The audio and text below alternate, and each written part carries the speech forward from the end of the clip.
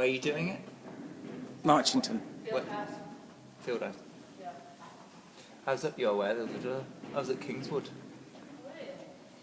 It was so quiet. Yeah. Wet. It was wet. It was terribly wet when we went, wasn't it? I got soaking, and then I went in and went in to the indoor school to compete, which I quite like. Yeah. I prefer actually to wear in women indoors because I get wet for Yeah. 5 minutes. Go on with that kind of collecting work and the half step work, because I think that's a really good exercise to get him really up in the back and to really understand that kind of compression that he needs without pulling away in the neck. Yeah, good. Good. That's that. So like with your simple changes, you've got simple changes in your other test on a half 10 metre circle. Is that similar sort of compression you need in the canter before your downwards transition? So it's the 2015 half halt, we'll call it.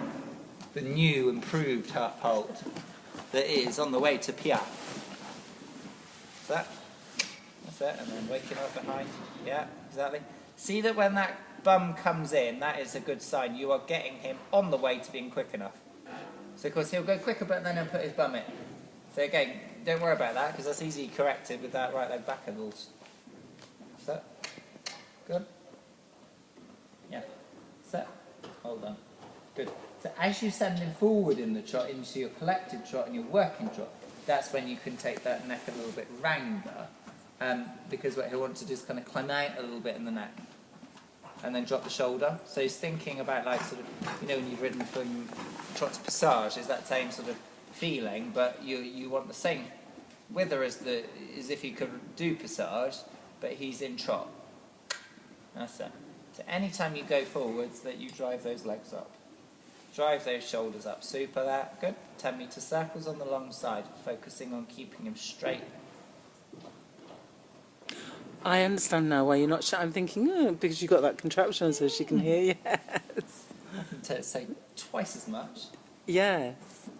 Because I don't have to project what I'm saying. Yeah, it's great. I hear you a lot better. Well, this is what I need, Emma. So you can really shout down it, you can really burst people's eardrums. Yeah, well, I'm really deaf. You are not listening to me. Good. And then a little forwards. Good. Yeah. Well done. Good. Okay, change the rein with a leg yield.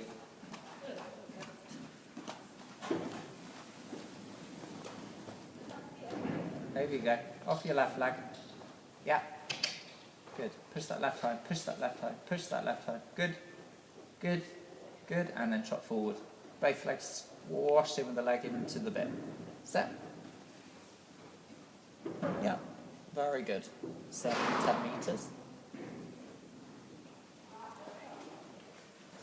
It's so weird you're just walking so quietly. It's so I weird. didn't want to be on the video. I had no choice. Thank you.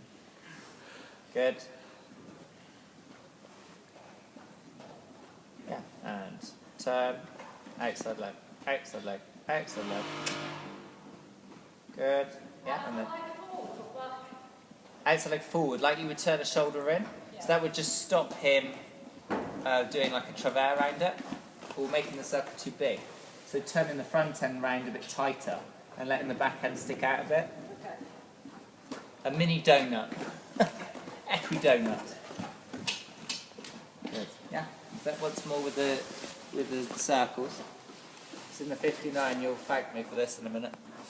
Because you have to do like a half 20 metre circle, then a half 10 metre circle, and then a leg yield the other way. So it's really important that you can kind of get those front legs leading on that circle. Good. Now trot forward.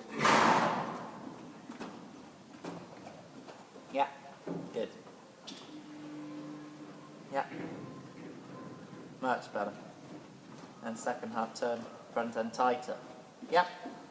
If you can land after your 10 metre circles, even in the canter, when you've done, you give them a take the rein in a shoulder forward, it will just make the transitions out of the circle so much easier.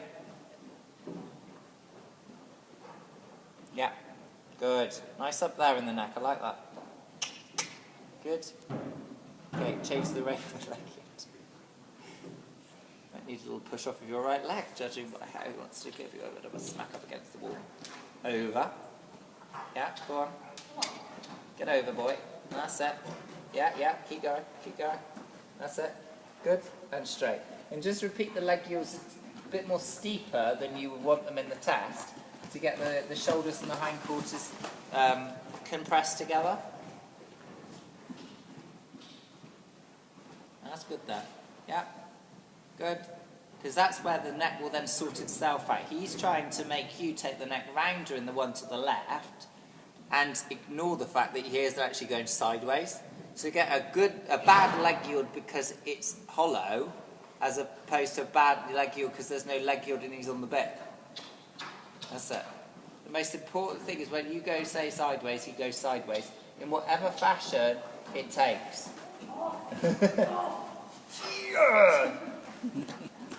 Even if you have to give Bob the Builder aids.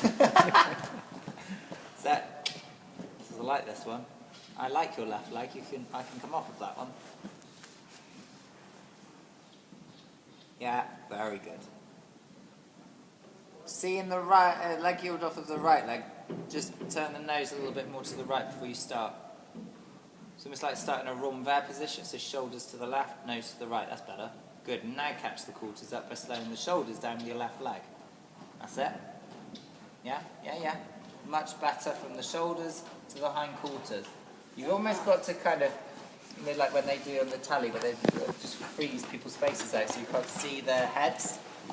When you're doing the leg yield like that, ignore what's happening in the neck. Look at what's happening with the shoulder and look what's happening with the hindquarters and the rhythm to the trot.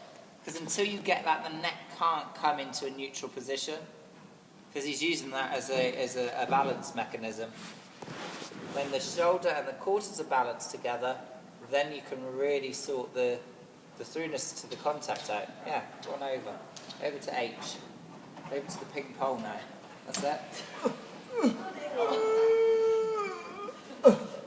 Today I will mostly leg yield into the right and not to the left.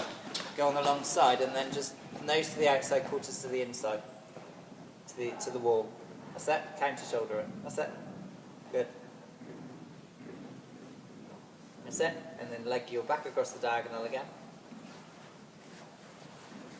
Sorry, sorry, I was really pointing it at you, Kate. Yeah. And then more over. Good. Good. That's it.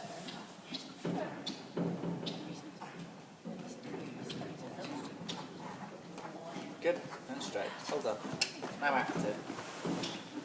Good. Shoulder in on the long side.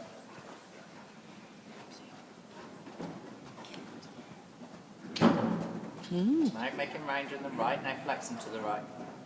Good. Flex him right, shoulders to the left. That's it. Good. Well done. Good on. And then trot forward. Yeah.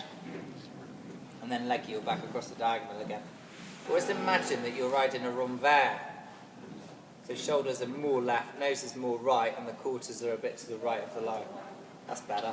Because as soon as you open him up in that left shoulder, and bend him in that left shoulder blade, that's where he can come sideways.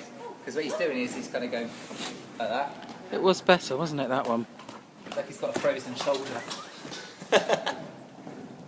Good. Now renvers. I mean, I don't know anything, but it looked better just from a Yeah. visual point of view, just from somebody who's not really understanding technically. Softer. More mellow. Good. Now leg yield back across the diagonal towards us. Great. Very good. Yeah. Then relax the sideways and make the neck rounder. Yeah. So that's what you've got to do when you're working in. Make them harder. Yeah. So that when you go and test, it's a piece of cake. Good. Straight now, activate him. Energize the back end. But still think about keeping the front. Yeah, go on, push through that little bit of resistance where he wants to stick in his shoulders, stick in his hind legs. There you go, yes. So you can sort of bounce him up from your seat, bounce him up from your leg. Good. Well done. Yeah, super. Good. Okay, have a break and then we'll work the counter. That's what I do with him in the working in and the trot. It's just lots of circles like that, lots of sideways, shoulder in, renvers, travers, leg yield. Yeah. And get from to the point of which you decided to go in the first place. Whether it's in a bad rhythm with a bad neck, it's got to go there. Yeah. Get between the flags and then neaten it up after that. Because otherwise it gets so complicated. He's like, oh, I can't do that, there's just too many things. It's just too many things. I need the simple. Yeah, so I say to him, mate, go from there to there and I'll dress up the rest. So the right one, sorry, the left leg yield, don't work. Keep him slightly more up. Keep it slightly more open with the shoulders leading. What he does is he gets too parallel in the start, and that's when he kind of fuses in his shoulder. So that's why I would almost think like a renvers position in your leg yield. And it's not much you have to put the shoulders leading to make a huge difference to the stride in that open window. I think that's just come because you've been doing half passes. And actually in the half passes, he wants to make them so parallel that he traps himself. It's a little bit the same now in the leg yield. He wants to make them so parallel that it can't absorb the movement of the... It's too straight.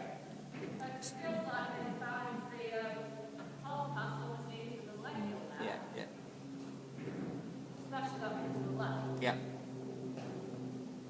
And he's also, because of his nature, he's so good at learning, the last thing that he learned. He's like, I'm going to make her happy now, I'm going to do the last thing I did. Yeah. Because I get a pat for that. So it's also quite tricky with a horse like that to then say, oh no, we're going to go back to the thing we did 6 months ago that we got the pat for. It's like, oh, okay, fine. Then you lose the half pass again for a bit, but you'll get it back again. It's quite good at you can refresh him just before you go in about stuff. Right, we're going to go into the canter now and then just develop this compression on the smaller circles.